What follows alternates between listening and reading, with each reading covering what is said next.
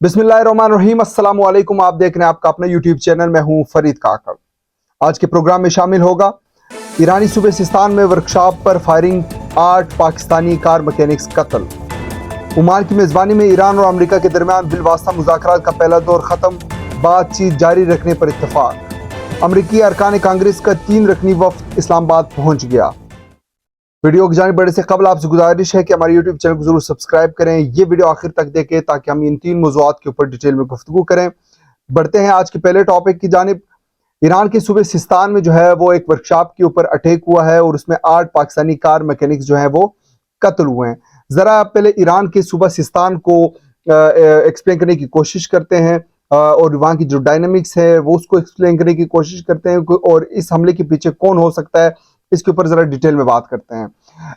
Iran का जो सूबा सिस्तान है ये बलूचिस्तान के साथ इसका बॉर्डर है और सिस्तान का जो प्रोविंस है इसको सिस्तान बलूचिस्तान भी कहा जाता है क्योंकि यहाँ पे अक्सरियत जो है वो बलोच, ईरानी बलोच जो लोग हैं वो वहाँ पे रहते हैं।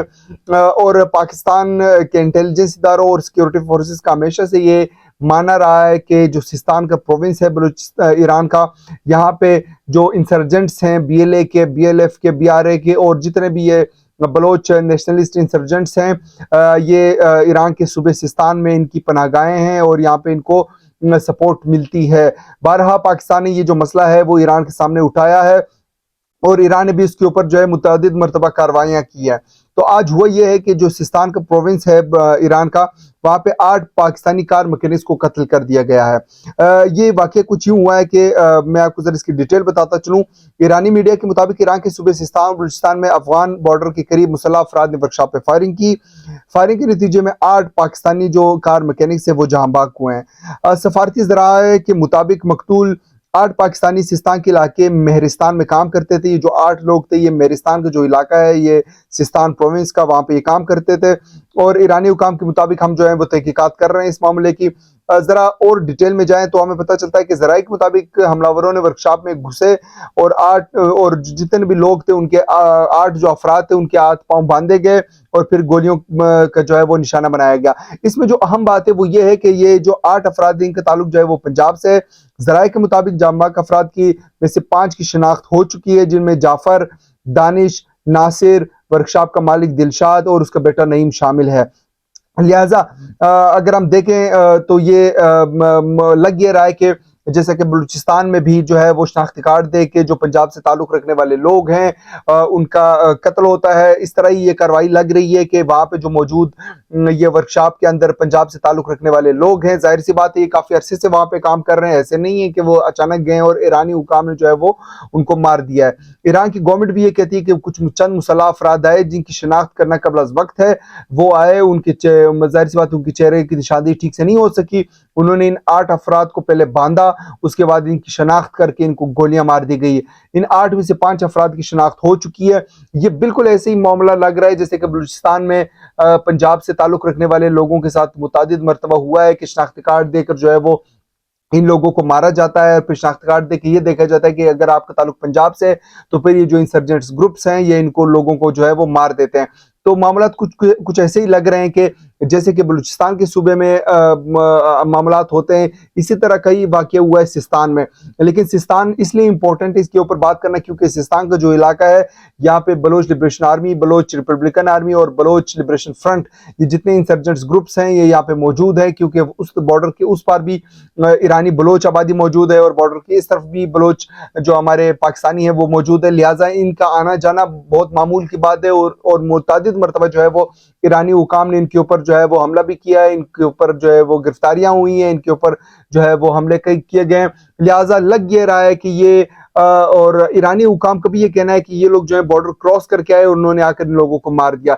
ऐसे नहीं मुमकिन कि ये कोई पंजाब में कोई जाती दुश्मनी हो या जाती रंजिश हो, ऐसी भी कुछ इतलात नहीं है। लग ये रहा है कि ये एक बार फिर कोई टेररिस्ट अटैक है जो कि बलोच जो आज़ाद पसंद तंजीमें हैं उनकी जानिब से ये कार्रवाई की जाने का खदशा जाहिर किया जा रहा है। पाकिस्तानी हुकाम से भी हमने बात की, उनका भी ये कहना है कि ये जो इंसर्जेंट्स हैं ये उनकी जानिब से ही पंजाब के शनाख्ती कार्ड रखने वालों के खिलाफ जो है वो कार्रवाई हुई है। یہ انتہائی جو ہے وہ افسوسناک عمل ہے، اور ایرانی حکام کے مطابق ان لوگوں کی لاشیں جو ہے وہ پاکستان کے حوالے سفارتی ذرائع کے مطابق، ان کو سفارتی پروٹوکول کے مطابق ان کو پاکستان کے حوالے کر دیا جائے گا۔ لہٰذا ایک دفعہ دوبارہ اس خبر کو جو ہے ہم جو ہے وہ کمپلیٹ کرتے ہیں۔ ایران کا جو صوبہ ہے سستان، وہاں پہ 8 پاکستانی جو باشندے ہیں جن کا تعلق پنجاب سے ہے، جن میں سے 5 کی شناخت ہو چکی ہے، ان لوگوں کو کچھ مسلح افراد نے جو ہے وہ پہلے وہ ورکشاپ میں گھسے، وہاں پہ جا کے ان کو باندھا گیا اور پھر جا کے ان کو جو ہے وہ مارا گیا۔ لہٰذا یہ اب ان کی لاشیں جو ہیں وہ جلد از جلد پاکستان پہنچا دی جائیں گی، اور اطلاعات کے مطابق ان کا تعلق جو ہے وہ شمالی پنجاب سے بتایا جا رہا ہے، اور اس کے اوپر پاکستانی حکام نے جو ہے وہ ایرانی حکام سے بات کی، اور ایرانی حکام نے جو ہے وہ جلد از جلد اس معاملے کی تحقیقات کرنے کا کہہ دیا ہے۔ بڑھتے ہیں آج کی دوسری خبر کی جانب۔ آپ کو معلوم ہے کہ ایران اور امریکہ کے درمیان جو ہے کافی عرصے سے تناؤ کی کیفیت ہے۔ گزشتہ دنوں ڈونلڈ ٹرمپ نے جو ہے وہ ایک بیان جاری کیا تھا جس میں انہوں نے کہا تھا کہ ایران کو ہم آمادہ کرتے ہیں اس بات کے اوپر کہ وہ آئیں اور وہ جو نیوکلیئر پرولیفریشن ٹریٹی ہے اس کے اوپر آ کے دوبارہ سے بات کریں۔ ایران جو ہے وہ نیوکلیئر جو ان کے معاملات ہیں ان کے اوپر آ کے امریکہ سے ڈائریکٹلی بات کریں، نہیں تو ایران بمباری کے لیے تیار رہے۔ یہ بیان دیا گیا تھا امریکن پریزیڈنٹ ڈونلڈ ٹرمپ کی جانب سے، جس کے رد عمل میں ایرانی حکام نے یہ جواب دیا تھا کہ ہم ڈائریکٹلی بات نہیں کریں گے، انڈائریکٹلی کسی تیسرے میڈیٹر کو بیچ میں بٹھا کے بات کریں گے۔ اور آج ایسی ہی پیش رفت ہوئی ہے۔ عمان کی میزبانی میں جو ہے ایران اور امریکہ کے درمیان بالواسطہ بات چیت ہوئی ہے، جو کہ میرے خیال میں انتہائی امپورٹنٹ، اسٹریٹجیکلی بہت امپورٹنٹ ہے، سیکیورٹی وائز بہت امپورٹنٹ ہے، اور ایران اور امریکہ کے درمیان جو تناؤ کی کیفیت ہے اس میں بھی ہمیں کمی نظر آئے گی۔ اگر ہم ذرا خبروں کی ڈیٹیل میں جائیں تو ایران کی تو ہمیں پتہ چلتا ہے کہ عمان کے کیپٹل مسقط میں جو ہے وہ، اور عمان کی میزبانی میں ایران اور امریکہ کے درمیان بالواسطہ یعنی کہ انڈائریکٹلی جو ہے وہ مذاکرات کا آغاز ہو گیا ہے۔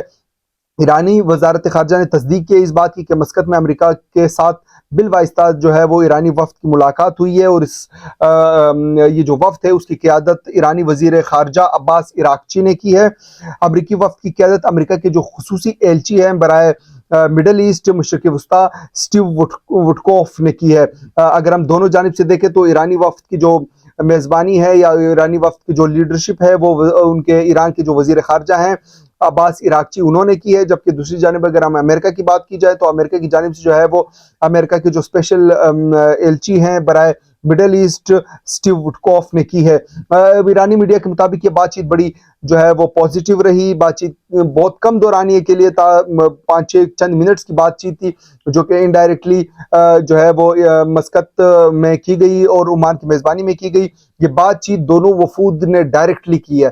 مطلب یہ ہے کہ مسقط کی جو عمان کی میزبانی میں عمان کے جو حکام ہیں وہ بھی بیٹھے تھے، اور یہ دونوں ایک دوسرے سے ڈائریکٹلی بات چیت کر رہے تھے۔ ایرانی وزارت خارجہ کا کہنا ہے کہ ایرانی امریکی مذاکرات کاروں نے جو ہے وہ چند منٹ براہ راست بات کی، اور فریقین نے جو ہے وہ مزید بات چیت کرنے کے لیے اگلے ہفتے بات کرنے پر اتفاق کر لیا ہے۔ ایرانی وزیر خارجہ عباس عراقچی نے سوشل میڈیا پر بیان جاری کیا کہ ایران اور امریکہ کے درمیان بالواسطہ بات چیت کا پہلا دور ختم ہو چکا ہے۔